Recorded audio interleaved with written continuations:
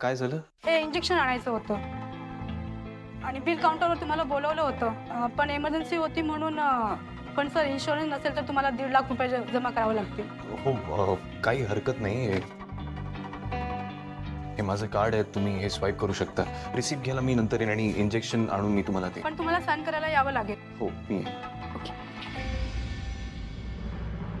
आकाशराव, मी दिले असते पैसे आणि ते डिपॉझिट वगैरे ते देतो ना मी, आणि इंजेक्शन सुद्धा आणतो मी. द्या, पेपर द्या तुम्हाला. नाही नको. हो, तुम्ही दिले काय मी दिले काय एकच आहे ना.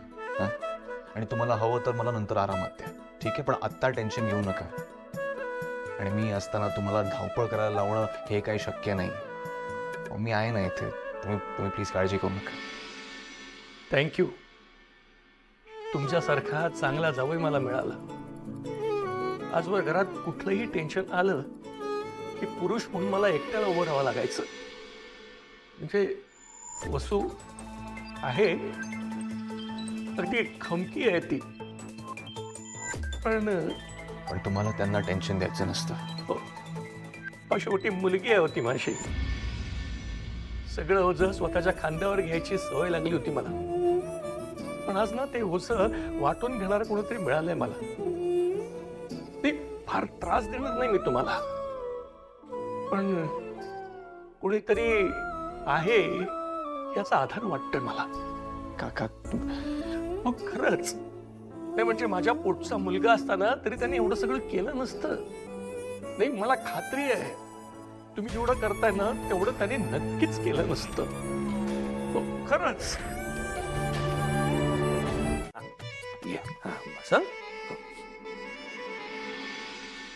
ठीक वाटतंय ना?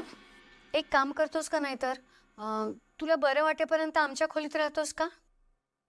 नको ग आजी, तुमची गाय खूप कडक आहे. हो, उद्याच्या उद्या आपली गादी बदला, मऊ गादी आणा. हो. आणि हे आजोबा किती गोरतात. बरं बाबा, मी हॉलमध्ये झोपतो, तू आजी बरोबर झोप. हा, मी घोरणार नाही. हा, तुम्हाला शक्य झालं ना तर अजूनही लहान मुलासारखं जोजवाल त्याला. अरे माझे शोन आहे ना ते. बनी शेख, ओ बनी शेख, आलात का? आणि काय ओ बनी शेख, तुम्हाला बाबांकडे जायचं होतं तर मला सांगायचं, मी आली असती ना तुमच्या बरोबर. असे एकट्यातच का गेलात? काय झालं असतं मग तुम्हाला?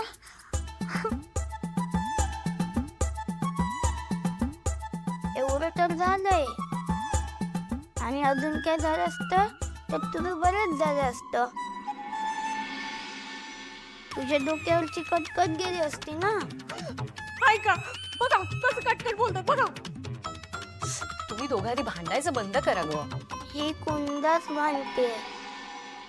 तुझं भांडून झालं असेल तर जा आता मला खायला आण. त्या हॉस्पिटलचं टेस्टलेस जेवण खाऊन खूप कंटाळा आलाय. नूडल्स बनव, नूडल्स. त्या हॉस्पिटलवाल्यांनी यांना अजून 2 दिवस का नाही ठेवलं काय माहिती. आता उगाच गप्पा मारत थांबू नकोस ग. जा ना, मला भूक लागली.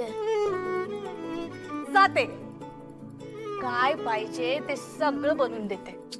पण नूडल्स आहेत ना, मी कुकरलाच लावणार. ताईंसारखे नाही जमत मला.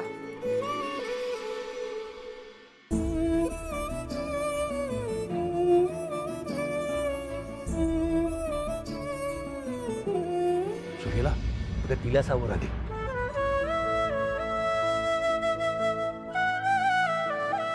कुंदा, तू बघितलंस ना तुझ्या डोळ्यांनी. ठीक आहे, तो काळजी नको करू. जा कुकरला. भात लावायचंय? अगं, नूडल्स करतेस ना कुकर मध्ये. हा, नूडल्स, कुकर नूडल्स. शिणायचं.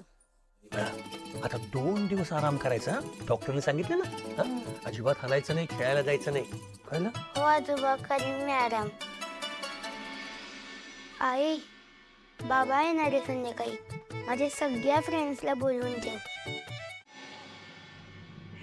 भाऊजी, बनी कसं आहे?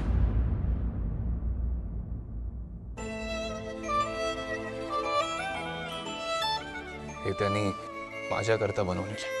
हे द्यायला येत होता तो माझ्याकडे. ऑल टुगेदर त्याच्या स्कूलपासून आपल्या घरापर्यंत. वहिनी विलक्षण जीव लावलं त्यांनी माझ्यावर जेव्हापासून तो मला भेटला ना पहिल्यांदा. असं असं काय केलं मी त्याच्याकरता? हे हे हे बघ ना, हे बघ ना, यावरती हॅपी फादर्स डे लिहिले त्यांनी आणि आत लिहिले माय सुपर डॅडी. आणि खाली चित्र काढलंय ते मी त्याला उचललेलं ना जेव्हा त्याला मी ट्रेनमध्ये चढवलेलं पहिल्यांदा जेव्हा मी भेटलेलो तेव्हा माझे ग्लासेस पण काढलेत त्यांनी. खूप प्रेमळ आहे हो मुलगा. पण या दोघींना कोण समजवणार? चिनू म्हणून त्याला एक्सेप्ट केलं नाही तर गोष्टी खूप कठीण होऊन बसतील. भाऊजी तुम्ही असा विचार नका करू. लहान आहेत दोघी आणि त्यांचा ना बनीवर रागच नाही, तुमच्यावर आहे. फादर्स डेच्या दिवशी तुम्ही त्यांना वेळ दिला नाही ना म्हणून ही चिडचिड चालू आहे त्यांची. भाऊजी आधी तुम्ही फ्रेश व्हा. हॉस्पिटलमधून आलात ना, रात्रभर हॉस्पिटलला होता तुम्ही. बरं, तुझ्या सांत्वनावर विश्वास ठेवतो.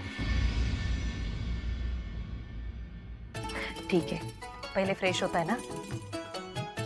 ठीक आहे, मग मी नाश्त्याचं बघते, हे आल्यावर आवरते. रात्रभर हॉस्पिटलला होता, काय खाल्लं काय नाही बाबा.